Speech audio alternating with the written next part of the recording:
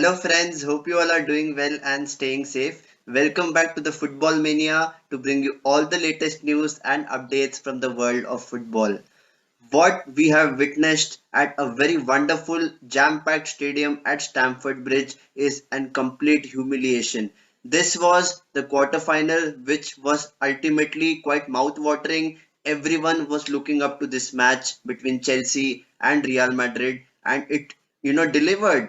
We saw some breathtaking action, and I have to say this, there is some kind of mystical connection between Real Madrid and the UEFA Champions League, because whenever the Galacticos step onto the pitch in this competition, especially in the knockout phase, they always deliver. I just don't understand from where they get that kind of enthusiasm and energy to perform at the big stage. Yes, they were not very attractive to watch in the weekend in the La Liga. They got three clear penalties which were quite controversial, and they tucked in all into the back of the net, which gave them 3-0 victory, and they're 12 points ahead in the La Liga. They will win the La Liga for sure, but the main question was, can they replicate that form in the Champions League? And when you have a clinical world class striker like Karim Benzema in your ranks, you are rest assured that you will create chances and you will score goals. And that is exactly what has happened in this match. In the first half, Chelsea were blown away in the first 25 minutes. It was a bullet header from Benzema from a very acute angle which made it 1-0. You really require the neck muscles to work in your favor if you are a powerful striker, and it is just all about the technique. The way he moved into the box after linking a play with Vinicius Jr., and once again it was a very wonderful pick out from the byline towards Karim Benzema, and he slots in. I think it was 16 yards away from the goal, and still he had a lot to do to redirect that header towards the goal.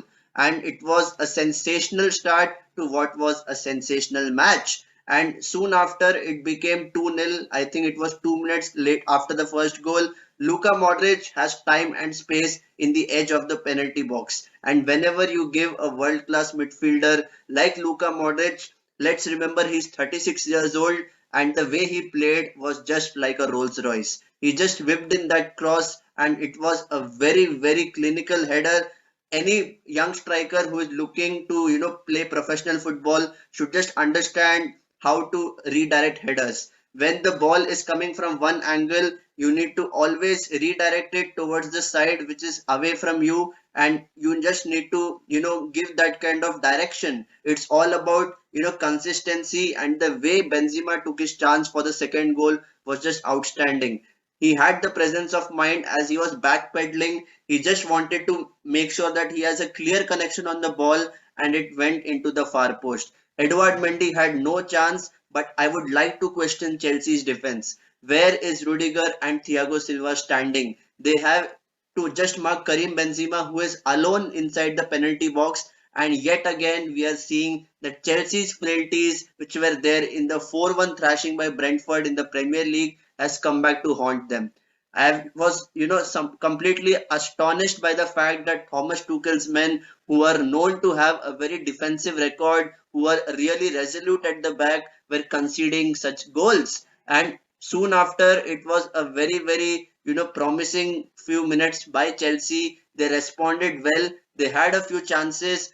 However, in the 40th minute, somehow they got a goal. Kai Havertz was in the right place at the right time. He poked in a header which went after Thibaut Courtois' hand, and it was 2-1 still in favor of Real Madrid. And I just felt that wow, the first half has produced three goals, and it could have been even more for Real Madrid. However, in the second half, you are looking for a response from Chelsea.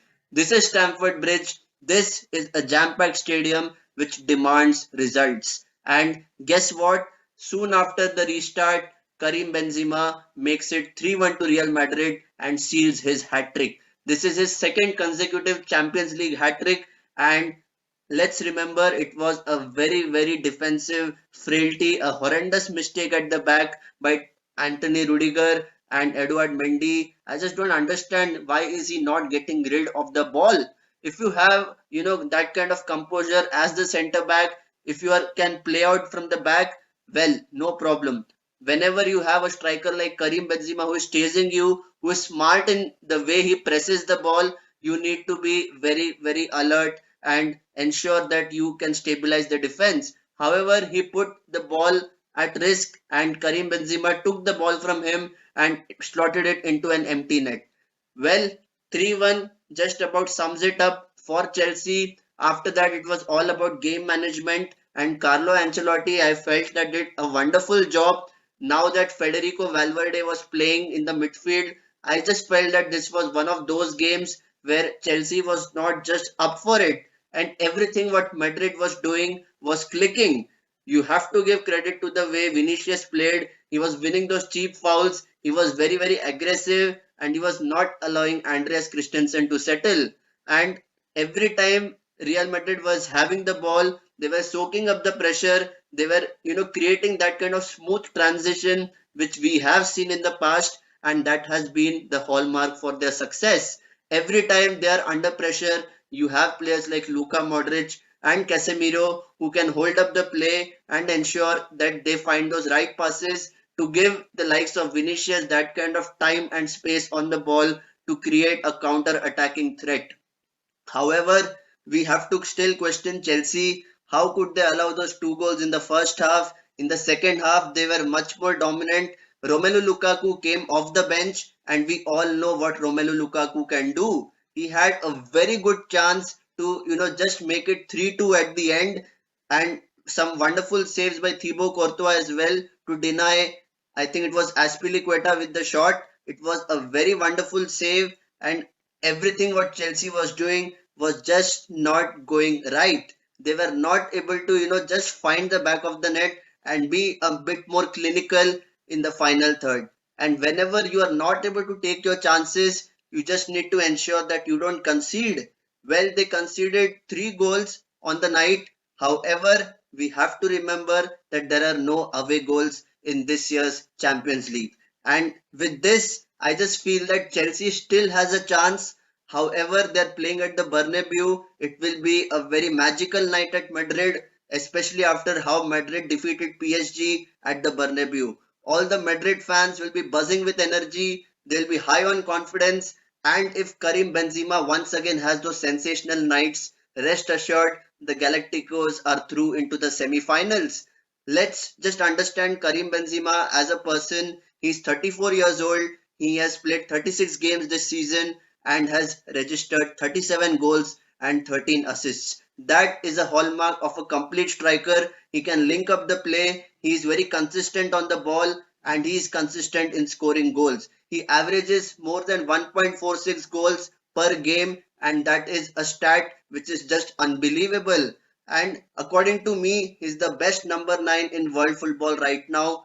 People might question that there is Robert Lewandowski, there are players like Harry Kane who are playmakers as well. But I just feel that to carry a team like Real Madrid, especially after playing in the shadow of Cristiano Ronaldo for so many years, that shows the humility and the dedication that this striker has. And at the age of 34, he is delivering the goods. That just shows that it's all about the mentality at the elite level. And if you have that kind of character and team spirit, you will perform and succeed. So guys, it was a wonderful match at Stamford Bridge. Congratulations to Real Madrid, but the job is just half done. Once again, we have to see how Chelsea come back in the second leg. Will they play a much more attractive style of football and come out of the blocks quite fast? Or will we see Real Madrid controlling the tempo in midfield and just killing the game to ensure that they reach the semi-finals? Please put in your thoughts in the comment section as to who will qualify and who has a better chance to win the second leg. So until next time, stay safe and take care.